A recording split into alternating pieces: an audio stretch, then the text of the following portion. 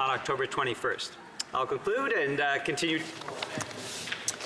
The honourable member for New Westminster Burnaby will have 10 minutes remaining in his time for remarks when the House next gets back to debate on the question that was before the House. I will now go to statements by members. Déclaration de député. The honourable member for Manicouagan. Mr. Speaker, on behalf of the Bloc Québécois, I'd like to congratulate the champions of the Memorial Cup, the Huskies from Rouyn-Noranda. They've showed great determination by coming from behind to win it all in Halifax. I'd also like to congratulate the Mooseheads, who fought well. There were 2 teams from the Junior Hockey League in Quebec, and this was a wonderful gift for its 50th anniversary. I'd also like to congratulate all the players, their head coach, Mario Pouliot, and the entire organization. I'd also like to particularly congratulate Joel Teasdale, who was named the best player of the tournament.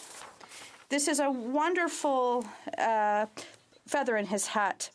This is a wonderful victory, after 59 victories, it is a record for Quebec and is also a triumph for Rouen and Abitibi. And Quebec are proud of these champions today. Bravo and thank you. The honourable member for Mississauga East Cooksville. Thank you, Mr. Speaker. Saturday, May 18th, 2019 was an important day in the Tamil Canadian community. It was the 10th year anniversary of the end of the civil war in Sri Lanka. We remember the trauma and loss over the 26 years of war, an armed conflict that the United Nations declared a genocide. Mr. Speaker, we recognize the end to this conflict. The Government of Canada believes that the best way forward is with engagement with the Sri Lankan government through accountability, openness, and transparency as the building blocks for peace and stability. In my riding of Mississauga East Cooksville, we have a strong, vibrant Tamil community that I have gotten to know over the last 20 years. I want to thank the Senior Tamil Organization, the Mississauga Tamil Association, the Tamil Congress, and SOPCA, Screen of PL Community, for all their hard work and community building that adds to the cultural diversity of Mississauga. I'm looking forward to continuing to work with them now and well into the future. Thank you, Mr. Speaker. The honourable member for Banff Airdrie. Whether it's dining out at Timmy Tom's Pizzeria in Winnipeg, who won this year's World Pizza Championship, planning a round of golf at the Indigenous Tourism Association of Canada's Cultural Tourism Award winner Quay Out Lodge and Talking Lodge Golf Course in Chase, BC, visiting Condé Nast Traveller Award winner Quebec City to stroll the old world beauty of Quartier Petit Champlain, browsing Toronto's Lonely Planet hotspot Kensington Market, or enjoying the Eat the Castle culinary excursion tour of the Fairmont Banff Springs and my own riding of Banff Airdrie. The Canada offre une expérience touristique unique. This offers a unique touristic and special experience throughout the country from one coast to another. From May 26th to June 2nd, let us celebrate the accomplishments of the tourism industry in Canada, and I would encourage all Canadians to celebrate and to visit all the wonderful sites and to experience our wonderful country. Honourable member for Humber River Black Creek. Mr. Speaker, I'm pleased to rise in the House today to recognize a franchise that is celebrating their 40th anniversary. Vin Bon is a modern boutique micro-winery that brings the very best of wine culture to communities across this country, combining elements of the traditional winemaking experience with the emerging craft wine concept. Vin Bon creates a diverse selection of wines and offers customers an opportunity to engage intimately with a historically exclusive lifestyle. As it seeks to bring the winery experience to the people, Vin Bon presents an innovative, versatile concept that treats guests to quality wines, a relaxing atmosphere, and a cultural experience like no other. I would like to say congratulations to the Lochalento family for all their hard work over the last 40 years. You have been a true friend to my family, and I look forward to having a glass of your fine wine together in the future. Congratulations on your 40 years in business. I wish you nothing but success in the future. Thank you. The honourable member for Elmwood Transcona. 100 years ago this week, the federal government ordered postal workers participating in the Winnipeg General Strike to return to work and sign anti-union pledge cards or be fired. Provincial and municipal employees, including the police, were given the same ultimatum. In a show of unity, thousands of strikers gathered at Victoria Park to reject these unfair demands and press forward. This past Saturday, just months after the current government legislated postal workers back to work, thousands of Winnipeggers and labor leaders from across the country marched through Winnipeg to commemorate the 1919 strike. 2 attempts in this Parliament to recognize the historical significance of the strike have failed to achieve unanimous consent. This disappointing fact is a testament to the ongoing political significance of the strike. We live in a time of rising inequality, with political forces that have openly declared war on workers' right to organize and demand fairness at work. May the legacy of the strike continue to inspire working Canadians as an example of the power we have when we put aside the things that divide us and focus on our common interest in the workplace and at the ballot box. Honourable Member for Coquitlam, Port Coquitlam. Mr. Speaker, I stand today to recognize Mary Steinhauser, a fallen Canadian prison classification officer. She was a nurse, a social worker, and a trailblazer in her approach to inmate rehabilitation. In 1975, Mary bravely offered herself as principal hostage during a prison riot at a federal maximum security penitentiary in New Westminster, British Columbia. She and 14 other officers were held for 41 hours. During a bungled rescue attempt, Mary was fatally shot by a prison guard. In the words of the Right Honourable Pierre Trudeau, Mary will be remembered with respect and gratitude, both for her outstanding courage and fortitude and for her service in a most difficult and demanding vocation. I'd like to take this opportunity to honour her memory and thank our corrections personnel who continue a tradition of selfless service for all Canadians. Hear, hear. The Honourable Member for Prince George, Peace River, Northern Rockies. Thank you, Mr. Speaker. As Chair of the Standing Committee on Access to Information, Privacy and Ethics, it is my honour to welcome parliamentarians from Argentina, Chile, Ecuador, Estonia, Germany, Ireland, Mexico, Morocco, Singapore, and the United Kingdom to Ottawa. They join us here for the second meeting of the International Grand Committee on Big Data, Privacy and Democracy. Together we represent over 440 million citizens, all of us looking for ways to protect the privacy of our citizens in this digital age. Over the next 3 days, we will hear from experts about the issues surrounding big data and privacy, as well as how we can work to find solutions to protect the rights of our citizens. Representatives from all major tech companies will also be giving testimony. To that end, I once again urge Mark Zuckerberg and Sheryl Sandberg to respect the will of lawmakers and comply with our subpoena and show up.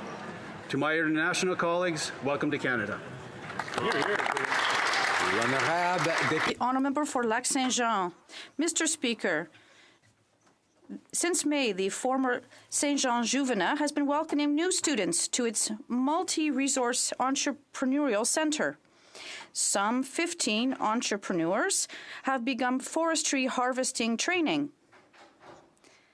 This former school has been transformed and now has modern classrooms, conference rooms, and offices. So that more entrepreneurs can undertake this training, they are provided food and lodging during their studies here. While this has been a Lac-Saint-Jean initiative, this training will benefit all of Quebec. As we are currently celebrating Tree Month, I would like to congratulate Pierre-Olivier Lucier, the General Director of this centre, and all of the new students here. Thank you, Mr. Speaker. Honourable Member for Burnaby North, Seymour. Mr. Speaker, in our community, our local firefighters are real-life heroes. But too often, these brave men and women are taken for granted despite the fact they stood up every day and put their lives on the line. For almost a generation, our firefighters have called on members of Parliament to make sure that we have their backs and the backs of their families. And that is why we established the Memorial Grant Program for First Responders, a program that provides a tax-free $300,000 payment to support families of first responders who fall in the line of duty. This is the least we can do, Mr. Speaker, especially since fighting fires and responding to emergencies is only the start of the contributions that our firefighters make. The Burnaby and North Vancouver Firefighter Charitable Societies also selflessly volunteer their time and raise money for local charities and causes. And even after they retire, they find ways to contribute. Just ask our new mayor, ex-firefighter Mike Hurley. I was proud to be the first politician to volunteer for their charitable dunk tank in Burnaby, Mr. Speaker. So come out this Hats Off Day and support our local firefighters. Yeah. Honourable Member for Durham. Mr. Speaker, over the last few months, Canadians have been losing trust in their Prime Minister as a result of the SNC-Lavalin and Admiral Mark Norman affairs. So in return, he's been stacking the deck in favor of the Liberal Party. The Liberals have changed spending rules in advance of the election, so he's tying the hands of his political opponents while the Prime Minister jets across the country dispensing money. The Liberals have changed election debates, taking planning for the debates out of the hands of the media and the political parties and giving it to his hand-picked debates commission. The Liberals acknowledge there's foreign influence ahead of the election and have done nothing about it. And most egregiously, Mr. Speaker, they've given one of their top supporters control over a $600 million media fund on the eve of the election. Jerry Dias and Unifor are well known for their partisanship, Mr. Speaker, well known for their support of the Liberals. They call themselves the worst nightmare of the Prime Minister's opponents, Mr. Speaker. It's shameful. Canadians see sunny ways turning into shady ways, Mr. Speaker, but stacking the deck won't fool Canadians in the fall. The honourable member for Alfred Pellon. Mr. Speaker, today 8 Canadians will learn that they have brain cancer. 3,000 people are diagnosed every year with it. And I'm wearing this grey ribbon today to raise awareness in Canada about brain tumours. Whether the tumour is benign or malignant, slow or aggressive, the diagnosis of a tumour hits a patient and their family like lightning. Courage and dignity during 15 years, and I understand the effects of the neurological damages brain tumors have on the patient's physical and cognitive abilities and the toll it takes on their quality of life and that of their families. I would like to thank the Brain Tumor Foundation of Canada for its ongoing work in raising brain tumor awareness and for offering unwavering support to patients and their families. Thanks to this research, we have seen breakthroughs worldwide and in Canada in this area. Let us fight this disease together. Thank you. The honourable member for Oakville North Burlington. Thank you, Mr. Speaker. Young women are leading our country forward in so many ways. Last week, I hosted my 3rd annual Young Women in Leadership program, which offers young women in Halton an opportunity to job shadow in a local business, agency, organization, or government office. This year, over 60 young women shadowed with over 50 mentors in various workplaces. Our program motto is, if you can see it, you can be it. One of those mentors was Oakville Fire. Recently, Oakville hosted the inaugural weekend of Camp Molly, which offered 24 young women from the Halton region the opportunity to explore the fire service as a career path.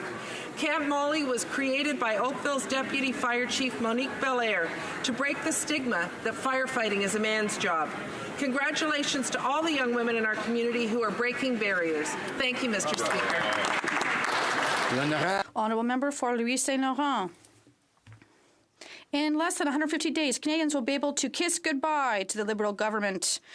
But in the meantime, the Prime Minister is growing desperate and he's trying to stack the deck by any means. And let's talk about the committee that granted $6 million in media subsidies to Unifor, which has clearly been an adversary of the Conservative Party and has called itself the opposition leader's worst nightmare. You can't get any more partisan than that. The Liberals have cut spending allowed for opposition parties before the writ drops, but the Liberals will be able to ramble across the country making announcements. They created a committee without consultation to fix what? A problem that doesn't even exist, the leaders' debate. But they did not adopt stricter rules to hinder foreign interference in the Canadian electoral process. Canadians will not be fooled. On October 21st, they will choose a party and a leader that is responsible. That means a Conservative government. The honourable member for Nickel Belt. Mr. Speaker, students from 106 secondary schools in Franco-Ontario secondary schools will be gathering for the largest annual provincial Franco-Ontarian event. These games have taken place for 26 years, and for the first time, they will take place in the Nickel Belt region. This 3-day event showcases the talents of Francophone students in 8 artistic areas and in athletics.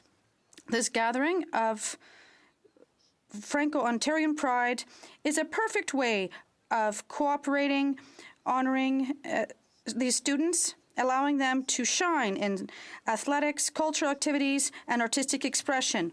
The Franco-Ontarian Games have allowed participants and volunteers to celebrate French-Canadian language, history, and culture while reminding leaders of tomorrow of what it means to be French-Canadian. And Member for Cowichan, Malahat, Langford. Mr. Speaker, this past Saturday I had a very special experience in my riding. I've always championed our amazing Cowichan River and its importance to our community, but the water levels in the river are dangerously low levels, having reached just 30% of where they should have been in the month of March. Joe Sazel took me down the river on his drift boat, and along the way we stopped at several locations to rescue coho and Chinook salmon fry who were stranded in pools from the rapidly receding main river. The single biggest thing we can do for fish in the Cowichan River is to raise the weir so that we maintain adequate flows for their survivability. Protecting critical habitat is crucial for the long-term health of salmon species. The federal government must step up and make this a priority for our coast, especially in the face of future climate change projections for our region. Thank you. Honourable Member for Barrie Innisfil.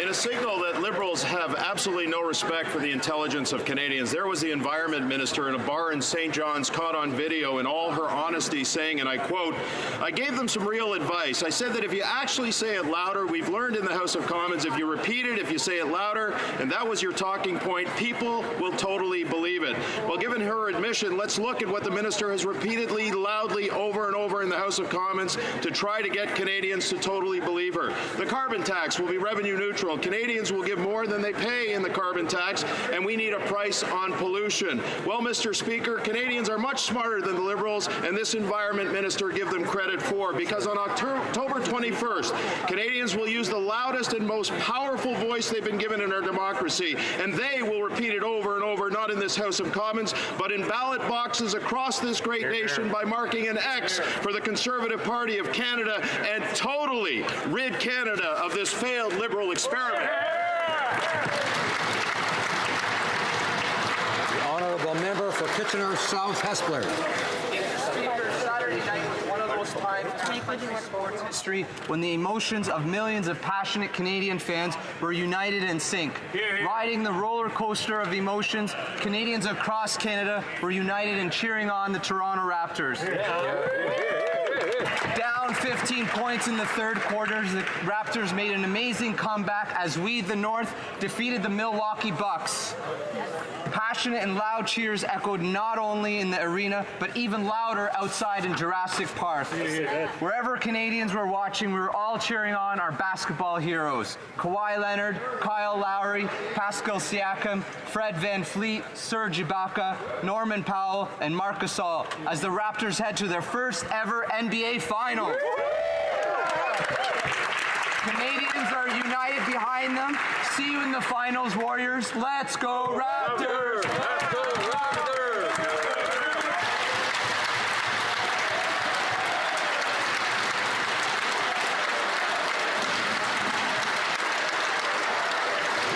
Nothing to unite the House. Order. I have the honour to inform the House that the Clerk of the House has received from the Chief Electoral Officer a certificate of the election and return of Mr. Manley, member for the Electoral District of Nanaimo, Ladysmith.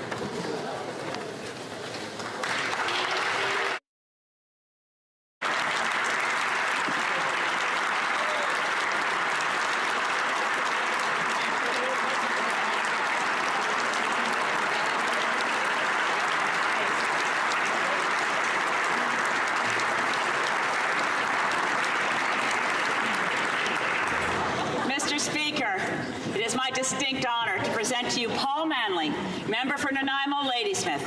He has sworn the oath, signed the roll, and now claims the right, the privilege, and the honor to take his seat. Member, take his seat.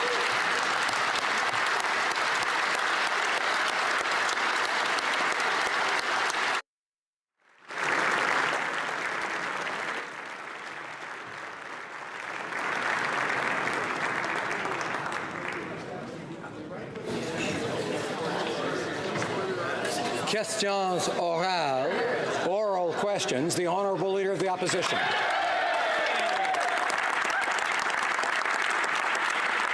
Mr. Speaker, the Prime Minister's decision to appoint Unifor on his panel to determine eligibility for a $500 million media bailout package has destroyed this process's credibility. Unifor is a highly partisan group with very aggressive and partisan goals. They have made it clear that their objective is to help Liberals win the next election. And yet the Prime Minister has decided to appoint this group to the panel. Will the Prime Minister just openly admit that he's stacking the deck in his favor? Honourable Minister of Heritage.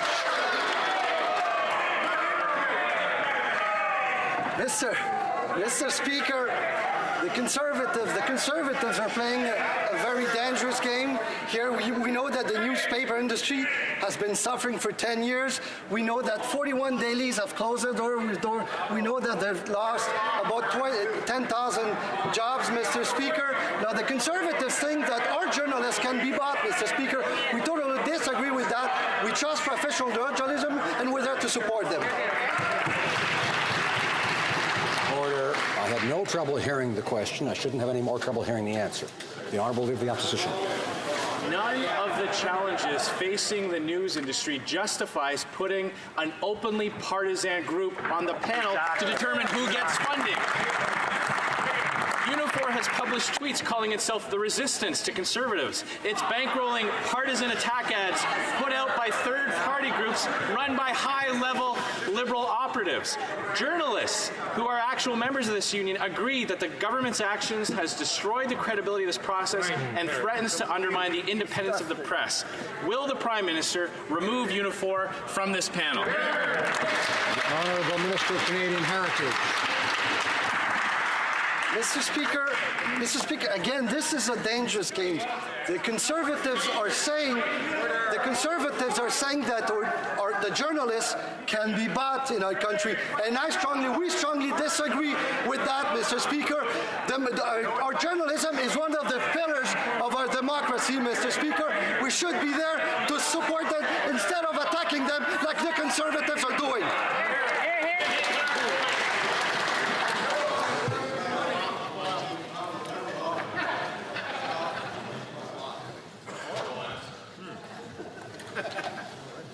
The Honourable Leader of the Opposition. The only dangerous game being played is by this Prime Minister putting partisan groups on a panel to hand out government money. That is what undermines the credibility of this process and threatens the independence of the media. Now, this isn't the first time that the Prime Minister has abused the power of his office. He's limited the amounts political parties can spend in the run-up to a federal election, while no limits have been placed on government spending announcements or travel in advance of the writ period. Will the Prime Minister finally admit that he is abusing the power of his office to rig the system in advance of the next election? The Honourable Minister of Democratic Institutions. Mr. Speaker, Canadians were fed up with their tax dollars being wasted on blatantly partisan ads by the Harper Conservatives. That's why we moved quickly in 2016 to ban partisan government ads and establish third-party oversight. We also banned government advertising in the 90 days that precede a fixed-date election and for any government program that is yet to be approved by Parliament. By focusing government advertising on Canadians' needs instead of partisan objectives, we've been able to cut the government's advertising budget by half. Thank you, Mr. Speaker. The Honourable Member for Bellechasse-les-Etchemins-Lévis. Mr. Speaker, last week, the Liberals appointed Unifor to participate in the decision of who would get the media bailout. Don Martin of CTV says this is disastrous. And so does another commentator from McGill. Why does the Prime Minister want to undermine media credibility by making such a decision and trying to rig the election? Mr. Speaker, you know what the threat is? It's the Conservative Party. It's what we've just heard. They're saying that journalists can be bought, Mr. Speaker. These people built their careers on integrity, on independence, and they're saying that those people can be bought, Mr. Speaker. Our journalists are one of the pillars of our democracy, and we will stand up for them, unlike the Conservatives. The honourable member for Bellechasse. The minister, if he were being honest, he would say that this scheme makes no sense. If Unifor is not kicked off the panel, that'll give Canadians another reason to get rid of the Prime Minister in October. The Liberals don't understand that taxpayer money is not there to help the Liberal election campaign. This is undermining public confidence in the media. Will the Prime Minister be responsible and get rid of Unifor, yes or no? The Honourable Minister, when the panel was set up, we wanted to have representatives from all stakeholders in the industry. There are newspaper owners and people that work in support of unions and journalists and press workers. That's not the issue. The issue is, why are the Conservatives attacking Canadian journalism? Why do they suggest that journalists can be bought? That's the real issue here. The honourable member for Burnaby South. Mr. Speaker, the health minister spoke recently at a pharmacare forum that was, quote, one-sided and stacked with industry and insurance insiders. Progressive medical groups and health researchers weren't even invited. Under these Liberals, it seems better is possible for their wealthy and elite friends, but everyday Canadians are told again and again they have to settle for less. Will Liberals stop this rush to a one-sided, industry-first approach and instead agree to the New Democrats' plan for pharmacare for all? Minister of Health. Mr. Speaker, I receive a lot of invitations to speak about the good work that this government is doing to lower the price of medication, and I always have the same message. Mr. Speaker, we have taken concrete steps to lower the prices here in Canada. We're in the process of regulating the Patented Medicine Prices Review Board. We've joined the Pan-Canadian Pharmaceutical Alliance, and we've saved over $2 billion a year when it comes to price of medication. And Mr. Speaker, we created the Advisory Council on the implementation of a national pharmacare program. We want to have a concrete plan because we want to get it right, and I will certainly not apologize to the member opposite. Thank you. The honourable member for Burnaby South. Currently, people are forced to choose between paying their rent and buying their medicine. Instead of setting up a universal pharmacare system, the Liberal minister is participating in a group that is dominated by people who oppose this idea. We have the courage to say no to pharmaceutical companies and to give priority to people. Will the government support our plan for a pharmacare program for all? The Honourable Minister. Mr. Speaker, contrary to the NDP, we want to go ahead with a national plan for Canadians, and that's why the first thing we did was to take the initiative to set up this system. We've worked with the provinces and territories, and they've saved up to $2 billion a year already. We want Canadians to have access to affordable medicines. Thank you, Mr. Speaker. The honourable member for Burnaby South. Trade with the U.S. should be fair and in the interests of Canadians, but the Liberals have not managed to do that. And American Democrats are working hard to get a better NAFTA in place to better protect their workers. Meanwhile, Canadians expect the Canadian government to put pressure in favor of these progressive ideals. Will the government wait before ratifying this agreement until it's more in the interests of Canadians? The Honourable Minister. Mr. Speaker, we have held out for a good deal, and that's what we got. This deal will save the $2 billion in daily trade between our countries. After the New Deal enters into force, Canadian exports will increase by $2 billion a year. Thank you. The reality is this deal risks sending Canadian jobs out of the country and drives up the cost of medication. While progressives in the U.S. Congress pressure Donald Trump to improve the deal, Liberals race forward to ratify a clearly flawed agreement. This is great news for multinational drug companies, but bad news for families that are struggling to make ends meet. Democrats are actually working harder than Liberals are to protect Canadian jobs. So instead of helping Donald Trump, will Liberals work with American progressives to fix this deal? Hear, hear. The Minister of Foreign Affairs. Mr. Speaker, let me urge the leader of the New Democrats, who allegedly speaks for working people, to talk to some actual Canadian workers, because that is what I do every day. And let me tell you, Mr. Speaker, Canadian workers are delighted that we have secured continued privileged access to the U.S. market, and they are delighted that we have succeeded in a full lift of the 232 tariffs on steel and aluminum.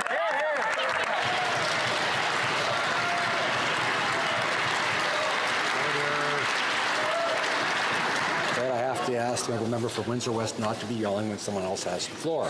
The honourable member for Brantford Brant. To secretly dedicate the memorial to our Afghanistan heroes and to exclude the families of the fallen from participating in that ceremony is not only insulting to those who gave their lives, it's cruel to the families and shameful.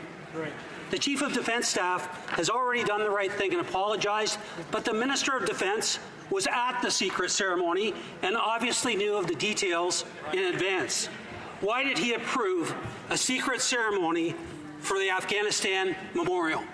The Honourable Minister of National Defence. Mr. Speaker, I want to take this opportunity to pass on my heartfelt apologies to the families of the fallen.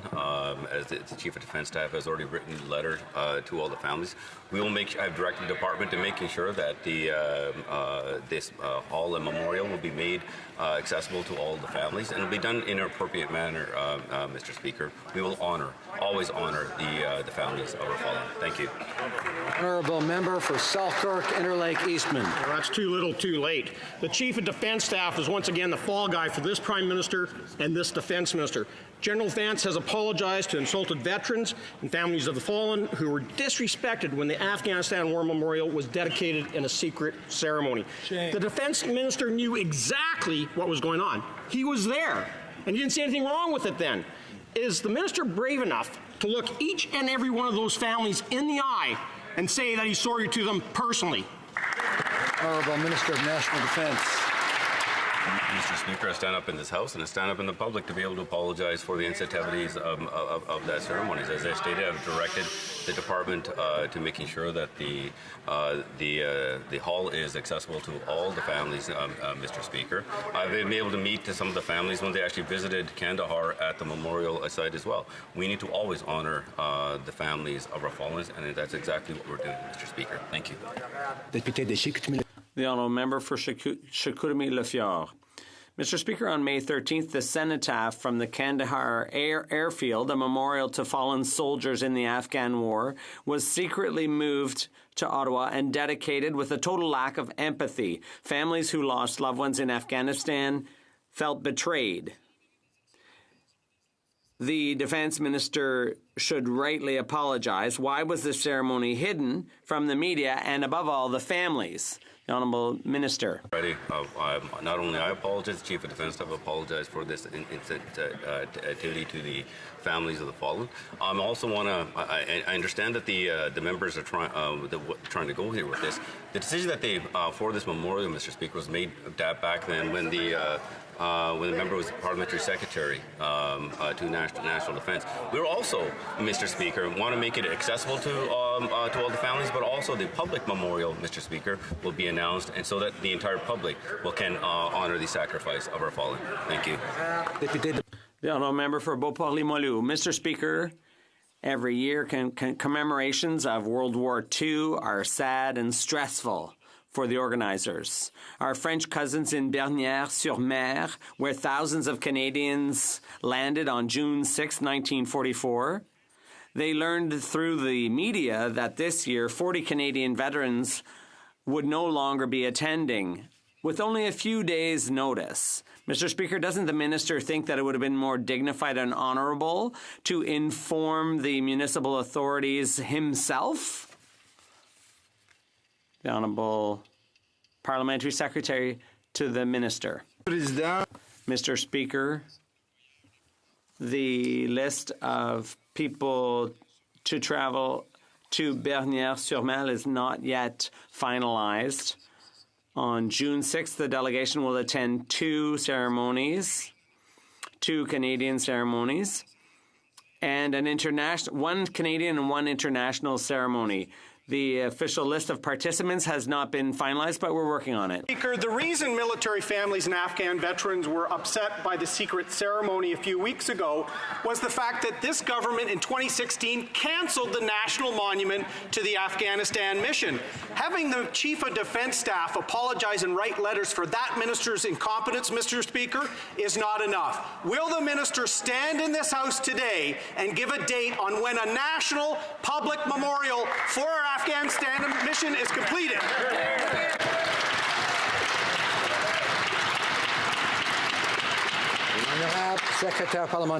The Honourable Parliamentary Secretary. Thank you, Mr. Speaker. My colleague opposite is talking about accessibility. The monument they suggested for Afghanistan was non-accessible, and it was to people with disabilities, and it would be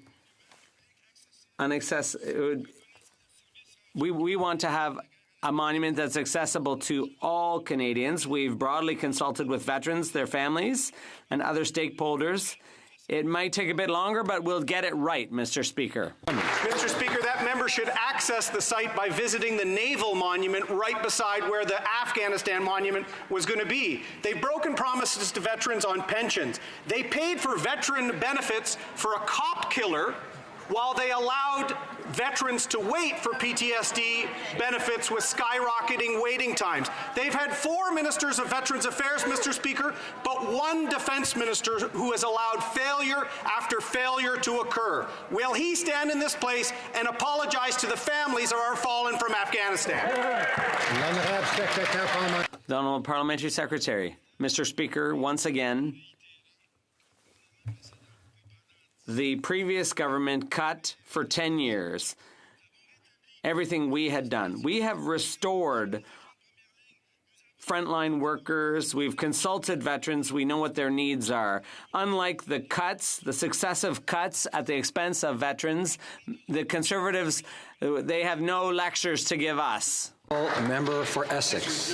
Mr. Speaker, right now, Democrats and Labour in the U.S. are working hard to achieve a better NAFTA. They're trying to improve labour provisions that will protect jobs, fight Big Pharma to keep medication affordable, and strengthen the language of the deal to protect the environment. Canadians expect this Liberal government to push for these same changes here at home. This new NAFTA is too important to be rushed, and the U.S. is not even close to ratifying the agreement. Do the Liberals understand that rushing the ratification of the new NAFTA can have devastating impacts on Canadians? The Honourable Minister of Foreign Affairs. Mr. Speaker, I know that the member for Essex worked for Unifor before entering this House. I would therefore hope that she is familiar with the comments from Unifor leader Jerry Diaz. Here's what he had to say. There are some incredible victories in this deal. Things we've been arguing and fighting for the last 24 years. Traditionally, trade deals have been about profit, not people. I can honestly say these negotiations included discussions about people, about workers. The Honourable Member for Essex. Order. I worked at a real job on an auto assembly line, and workers want a better deal. The U.S., after a very difficult year of steel and aluminum tariffs, they're gone, but the threat remains. The U.S. has reserved the right to reimpose them, even if the imports surge beyond historical levels. The problem is no one knows what the definition of surge is, including the Minister of Foreign Affairs. What's to stop the U.S. from calling any increase in Canadian imports a surge? Canada isn't safe from tariffs if the language of this agreement can be manipulated by Donald Trump. How will this Liberal government protect our steel and aluminum sectors, given the loopholes? Honourable Minister of Foreign Affairs. Mr. Speaker, let me thank the honourable member for giving me a chance to say something that I think comes as a great relief for all Canadians. A week ago today, tariffs, illegal and unjust tariffs on Canadian steel and aluminum were lifted.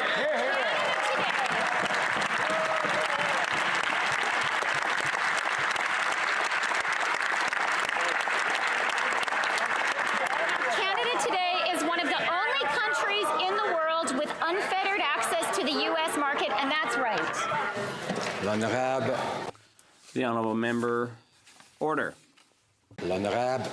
The honourable member for Charlebourg, Haute-Saint-Charles.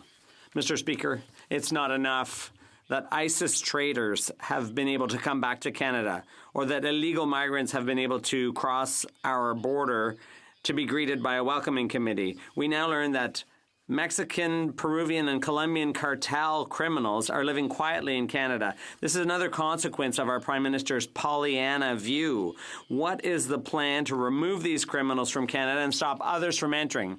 The Honourable Minister of Public Safety. Examining very carefully the numbers that have been referred to in the media. They are not immediately verifiable, but at any port of entry, if someone seeking to enter Canada cannot be properly identified or is unlikely to present themselves for proper processing or presents any danger to the public, they can be and they are detained to keep Canadians safe. The Honourable Member. Mr. Speaker, what we know is that these Mexican gangs are well established, particularly in Montreal. There are over 200 drug traffickers and hitmen involved. The Prime Minister changed immigration rules in 2016, played nice with Mexico, and ever since then we've had more and more problems. When are they going to change the rules to stop these criminals from getting in? The Honourable Minister. The Honourable Gentleman is referring to unverified statistics. The CBSA takes its responsibilities very seriously with respect to border protection and national security. Their main priority is obviously the safety of Canadians. The CBSA's border management is based on a multifaceted approach that provides for the control of travelers and goods at several stages in the travel continuum, as early as possible abroad, while in transit, and on arrival at the Canadian border. The whole purpose of that system is to keep Canadians safe. Honourable Member for Markham Unionville. Mr. Speaker, yet again, this government has failed Canadians at our borders. More than 400 Mexicans with ties to drug cartel have entered Canada since the Liberals removed visas for Mexico. Can the Prime Minister please tell us what is his plan to return these criminals back to Mexico? Hear, hear. The Minister of Public Safety. Mr. Speaker, again, the opposition are repeating unverified numbers. But I would point out that the whole point of the Canadian screening system is to prevent illegal entry into Canada and to keep Canadians safe. The CBSA works closely with its domestic and foreign security partners, shares information with relevant partners as required in accordance with the strict parameters of Canadian law to detect and prevent illegal cross-border activity, including organized crime and smuggling narcotics. When a person is determined to be ineligible, they are removed. Honourable Member for Medicine Hat, Cardston Warner. Mr. Speaker, tens of thousands of illegal border crossers have already strained border security. Now, it's reported under this Liberal government, 400 nationals from Mexico with links to drug cartels, many using fake passports, have entered Canada. The threats to Canadians by drug cartels, gangs, and organized crime officials are obvious. Canadians want action, but the Liberals continue to put politics ahead of public safety. What is the plan to make sure no more criminals enter Canada, and when will those already here be removed? Minister of Public Safety. Mr. Speaker, as I mentioned earlier, we take all possible steps, both before, during transit, and after a party arrives at the border, to make sure that the screening system is strong to detect any criminal activity. And when that activity is detected, the person is inadmissible. When they are inadmissible, they are removed from Canada as quickly as possible. The safety of Canadians is absolutely paramount. The Honourable Member for Saint-Hyacinthe-Bagot. Mr. Speaker, this is our last opportunity to correct NAFTA 2.0. We have to give Democrats time to improve the terms of this agreement. Since the outcome of the Liberals' negotiations, agricultural producers have been very angry. With this new breach in supply management, the Liberals are threatening the viability of our family farms. Once again, it is producers who are paying the cost of a bad agreement. In Instead of signing a good agreement for producers and for workers, why were the Liberals in such a rush to ratify a bad agreement? The Honourable Minister of Foreign Affairs. Mr. Speaker, the NDP is fine just rising and saying this in the House, but behind closed doors they say this protects workers.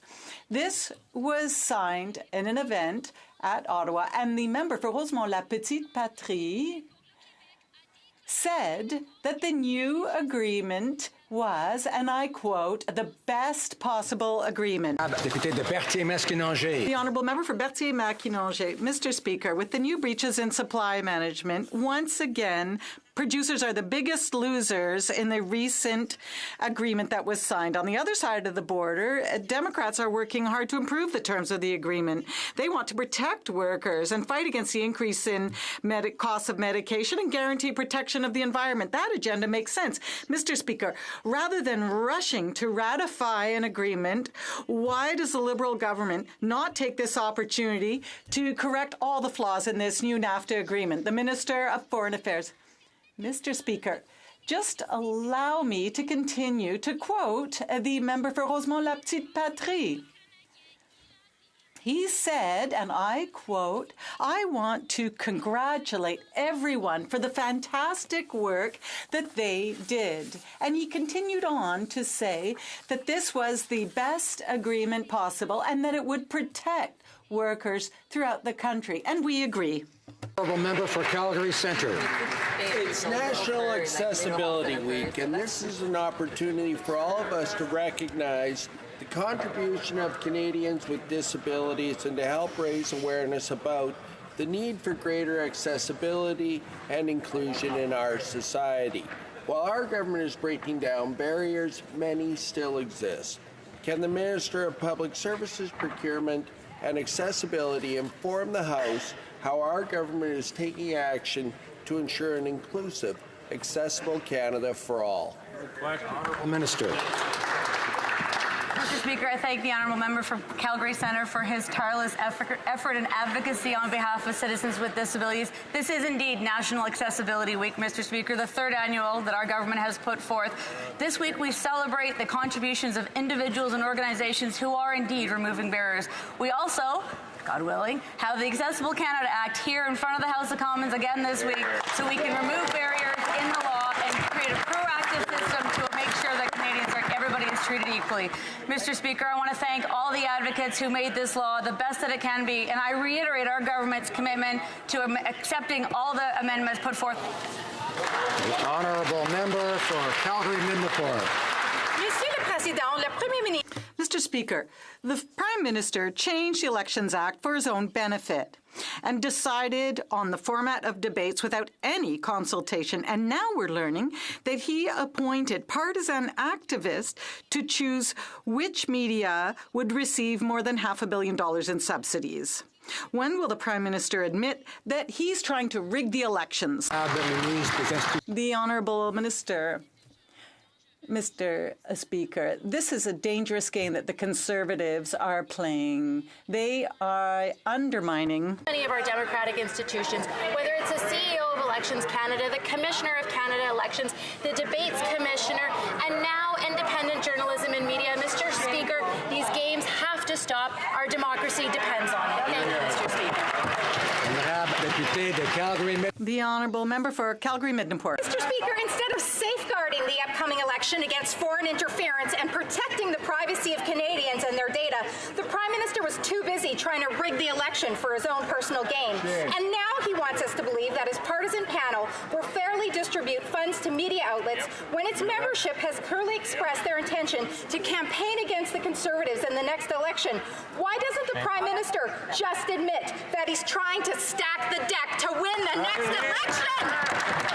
The Honourable Minister of Democratic Institutions. Speaker, let's go over the record. In our update to the Canada Elections Act, we leveled the playing field with regards to what political parties can spend in the upcoming election. We made sure that Canadians, all Canadians, have not just the right but are able to vote, Mr. Speaker. We also made it easier for Canadians to be informed about, get this, how to vote, Mr. Speaker.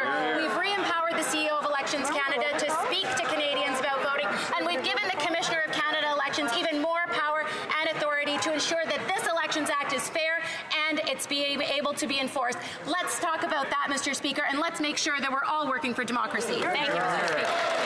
The honourable member for Thornhill.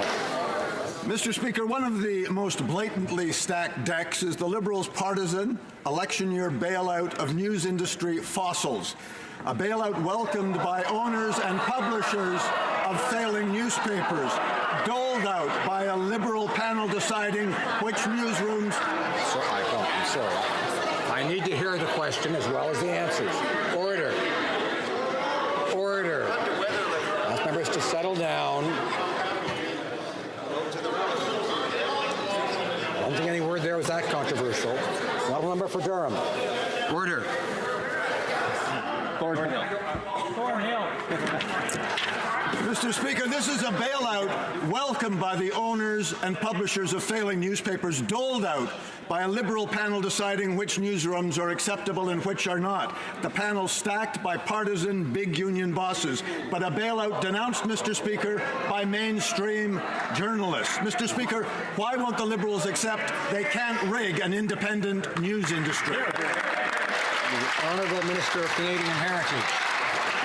Well, now that's a direct attack on our journalists, Mr. Speaker. Our colleague had a very long career in journalism, and I'm sure he acted very professionally, independently, neutrally, and I'm sure he did a great job. So why doesn't he show the same respect to our actual journalists that work here, that work around the country, that are very professional, Mr. Speaker?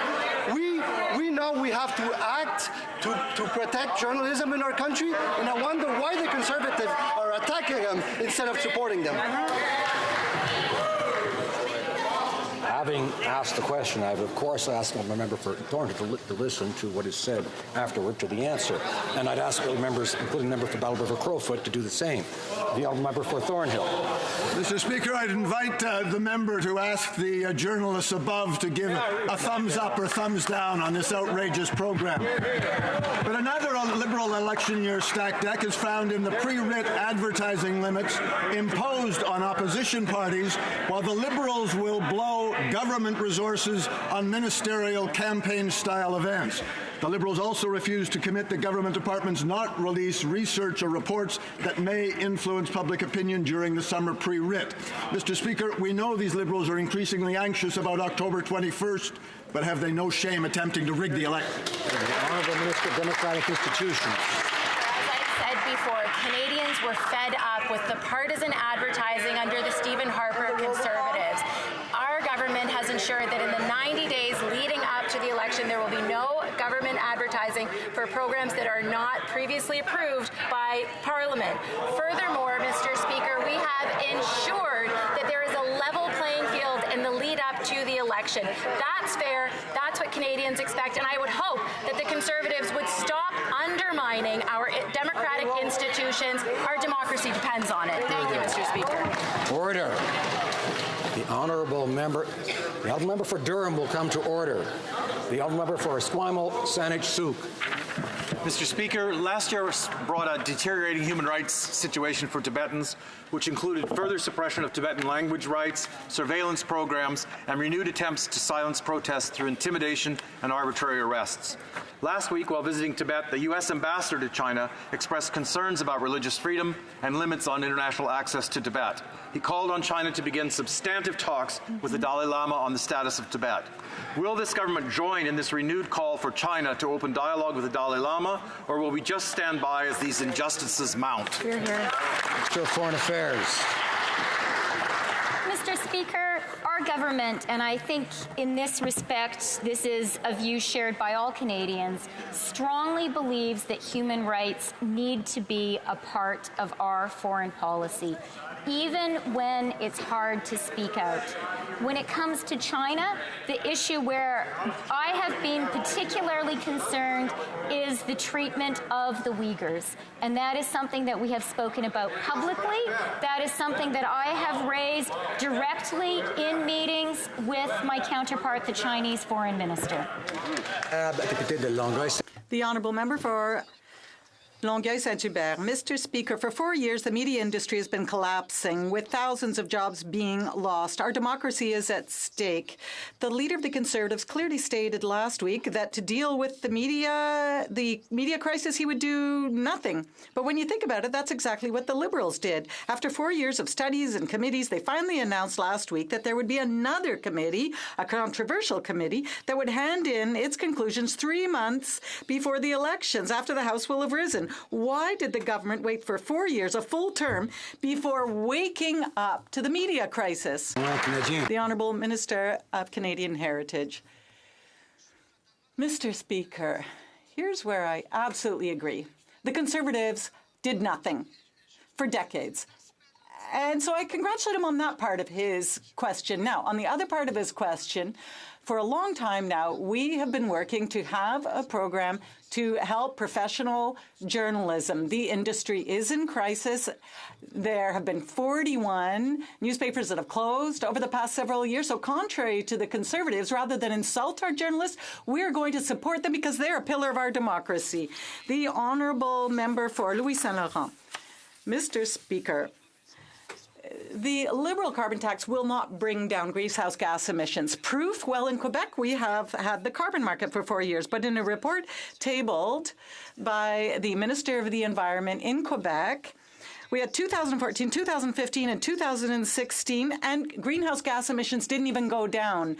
They actually went up. So taxing does not bring pollution down. Will the government finally acknowledge that by imposing a Liberal carbon tax on Canadians, they will not meet their Paris goals? Secretary to the Minister of Environment. Mr. Speaker, with respect, every climate scientist, in fact, anyone who has any equity in the conversation around climate science, has disagreed with the statement the honourable member has just put on the record. If you even look at the decision in the Saskatchewan Court of Appeal, they've said that GHG pricing is not just one component of an effective plan to reduce emissions, but an essential aspect of the global effort to curb emissions. If the honourable member would actually like to refer to the paragraph, he'll notice that the word essential is put in italics so people like him and others sitting in this House can actually understand how important it is. Mr. Speaker, we are moving forward with a plan that's going to reduce emissions and make life more affordable for Canadians.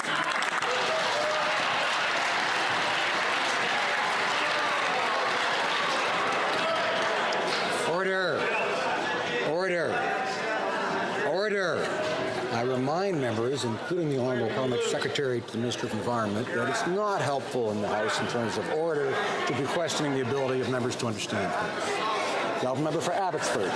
The Prime Minister's climate plan is falling apart. The experts all say that the Liberals will not meet their Paris targets.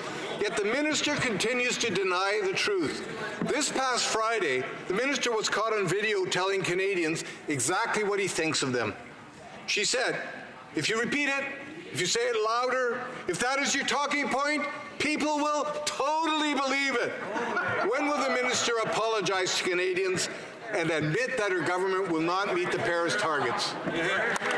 Parliamentary Secretary. Mr. Speaker, I'll take talking points from the honourable member when he stops reading questions from the notes in front of him in question period.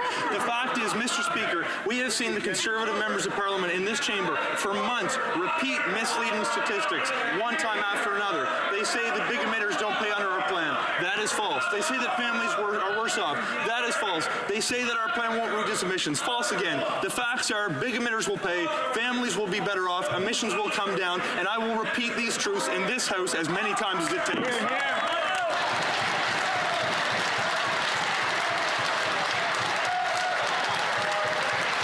Order. The member for Abbotsford. Mr. Speaker, you cannot make this up.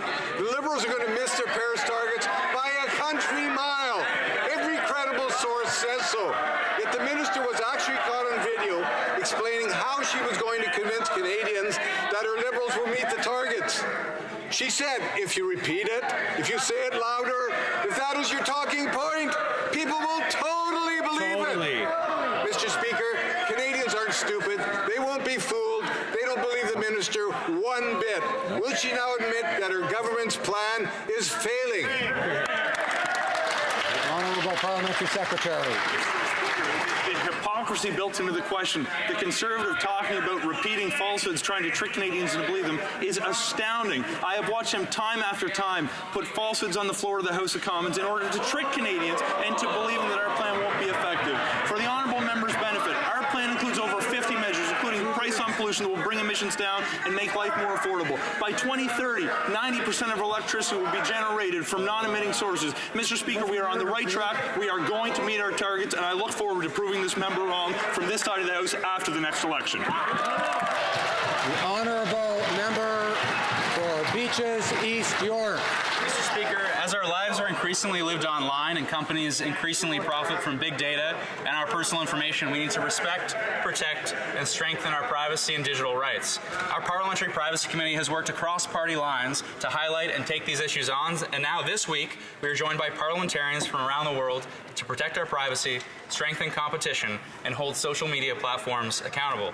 How is our government working to address these issues and to build trust for Canadians in our increasingly digital world? Privacy. Honourable Minister of Innovation. Mr. Speaker, I'd like to thank the member for his question and his leadership when it comes to privacy.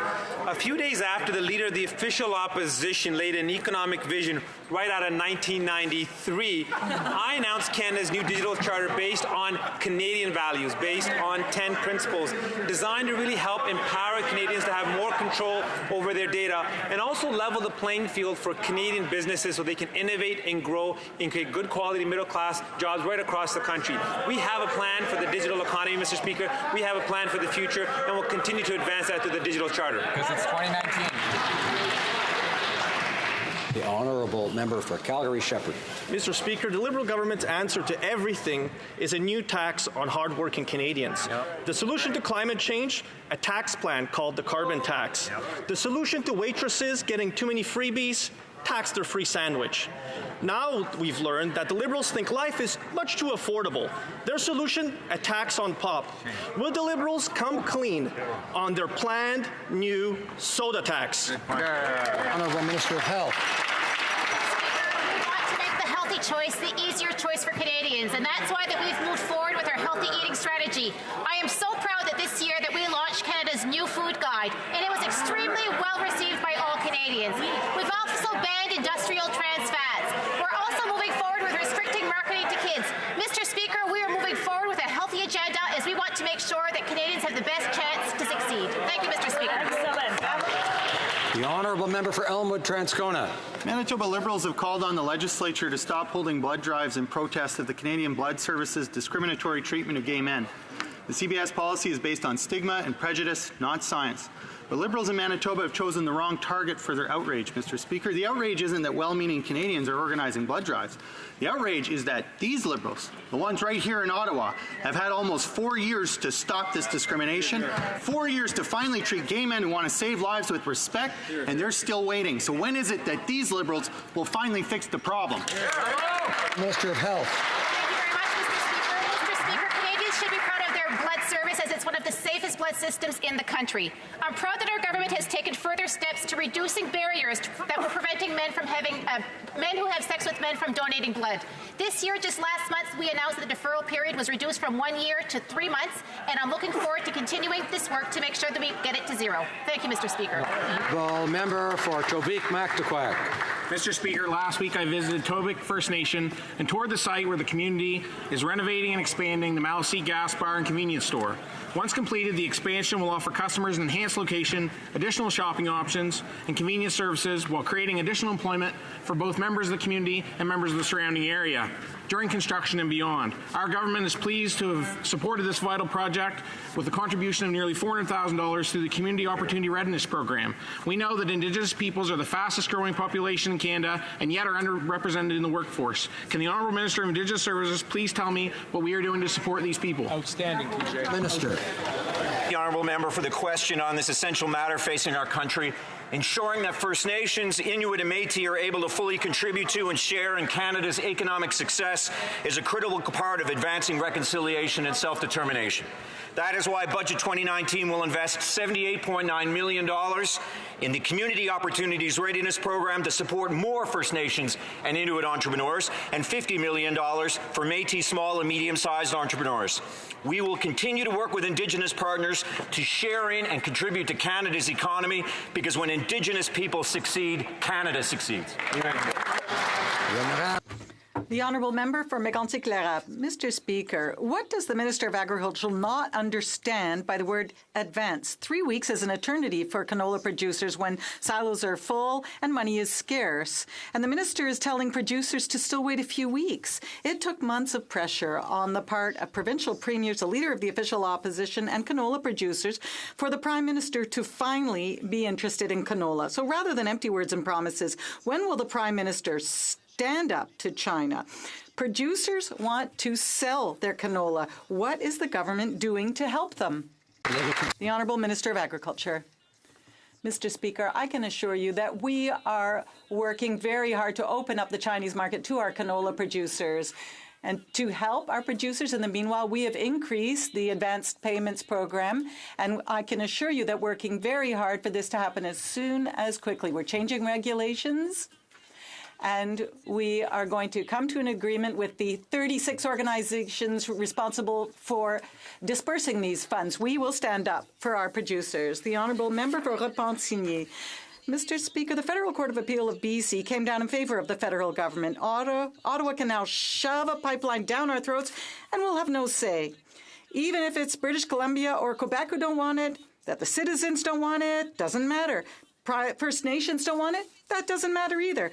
But oil tankers want pipelines, so Ottawa is going to build them, that's all. Will the Prime Minister finally commit to no pipeline being built in Quebec without Quebecers' approval? The Honourable Parliamentary Secretary. To the Minister of Natural Resources. Mr. Speaker, I'd like to thank my colleague for his question. When it comes to pipelines and pipelines crossing provincial borders, it's up to the federal government to do the work. We take this responsibility very seriously. We need to consult with Indigenous people. We have to make sure the environment is protected, and we discuss with everyone, local communities, Indigenous communities, provinces, whenever there's an important project in the interests of Canada. The Honourable Member for Repentigny. Well, now we're talking about an environmental crisis. But in the land of Canada, pipelines are king. Social license, protection of our environment, waterways and lands, that doesn't count for anything. What does count is pipelines full of dirty oil that lets Canada, a pseudo-green country, to fill their pockets with petrodollars, with the blessing of the Prime Minister and the Leader of the Opposition. Why is it that under this government, the oil sector's interests always come before the interests of the people and the planet? The Honourable Parliamentary Secretary. Mr. Speaker, on the contrary, we take our responsibilities for the environment and Indigenous peoples very seriously. And that's why whenever we go forward with a project, we put rules in place to make sure that we need to take all factors into considerations. Now, in response to these comments, we are investing in clean energy, in renewable energy, in clean energy. We have made historic investments in Canada. We have a lot of work to do, and we'll continue to do that work. Thank you, Mr. Speaker. Katie Smith. Mr. Speaker, is the government prepared to take emergency action to help people in crisis with affordable housing under the National Housing Strategy? We have people with disabilities, low-income seniors, single-parent families who are finding themselves homeless in our communities due to rising housing costs and a lack of affordable housing. Will the government take emergency measures to help our most vulnerable citizens? Honourable Minister of Social Development. Thank you, Mr. Speaker. I'm very pleased to welcome the member from Nanaimo, Lady Smith, to this House, and we all look forward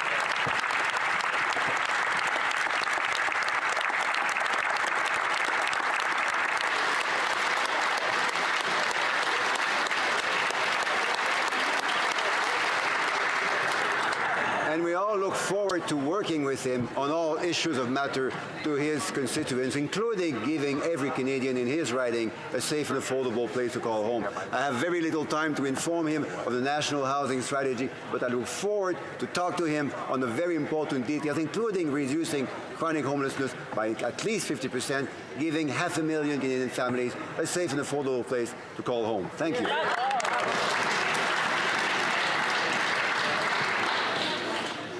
Order. I wish to draw to the attention of honourable members the presence in the gallery of His Excellency Radek Vondracek, Speaker of the Chamber of Deputies of the Parliament of the Czech Republic.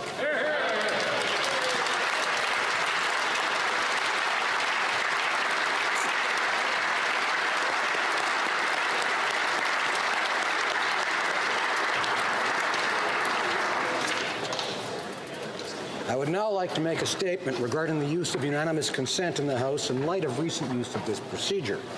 Members are aware and appreciate the fact that while most decisions of the House are made following the usual process of debate and the putting of a question on a motion, the unanimous consent process offers a viable means for the House to expedite its decision-making. In fact, it is an accepted and effective procedural tool adopted by the House for the benefit of members. Part of its usefulness, and dare I say success, stems from its simplicity. There are just two steps. First, a member must obtain the consent of members to move the motion, and then if consent is granted, the member can move the motion to allow a decision by the House. And it's not helpful to try to make the Speaker laugh during an important statement. Order. Inherent in this is the assumption, even expectation, that the wording of the motion will be read in extenso, in its fullness, so that members know exactly what they are being asked to decide. Not only did this become our common practice, but it is even prescribed by our rules when used in the context of Standing Order 56.1. Cela dit. That said, it also confers on the Chair a certain discretion to determine to what extent a motion needs to be read, particularly when they are unusually lengthy or when multiple motions are presented, one after another. On February 6, 2004, Speaker Milliken had cause to state at page 245 of debates, and I quote, "I would like to say right off that if every member had the right to stand up and ask for consent to move motions and then stood here and read motions all day, no business would be conducted in the House. In my view, members do not have such a right. They're asking for consent, and if consent is not going to be given, then we cannot have interminable requests for unanimous consent." End of quote. The Chair then must seek to safeguard the House against unilateral attempts to repurpose or redefine our procedures. As the Deputy Speaker reminded members as recently as May 17th at page 28,029 of debates, and I quote, "It is known to be common practice of the House to use the unanimous consent motion approach when there is known agreement among parties for the acceptance of these motions. Nonetheless, I would ask members to refrain from using those opportunities for debate. It is not what they are for." Unquote. Its requests for unanimous consent are not to be used as a method to thwart the rules of the House or as a dilatory tactic. Therefore, to uphold the integrity of the process, the Chair will continue to invoke its authority, particularly when it becomes clear that the motions are deliberately too lengthy, when they are continuously attempted in a repetitive way, or when they stray into the realm of debate. As Speaker, I am confident that members still expect the process of unanimous consent to be used for its rightful purpose and in the manner in which it was intended, including ensuring that the necessary consultations take place prior to these requests being raised in the House so that the motions can be read in their entirety as is expected. Although as of late, there have been a departure from this, The Chair is committed to working in collaboration with members to restore and preserve this important procedural process. I thank all honourable members for their attention. Tabling of documents. The Honourable Minister of Foreign Affairs. Mr. Speaker, pursuant to Standing Order 81.3, I wish to table a notice of Ways and Means motion respecting an act to implement the agreement between Canada, the United States of America, and the United Mexican States. Pursuing to Standing Order 83.2, I ask that an order of the day be designated for consideration of this motion. Honourable Parliamentary Secretary to the Government House Leader. Mr. Speaker, pursuant to Standing Order 36(8), I have the honour to table in both official languages the government's response to 62 petitions. Introduction of government bills. Statements by ministers. The Honourable Minister of Democratic Institutions. Thank you, Mr. Speaker. It's my pleasure to rise in the House today to share an update with Canadians on our efforts to safeguard the 2019 federal election. As you all know,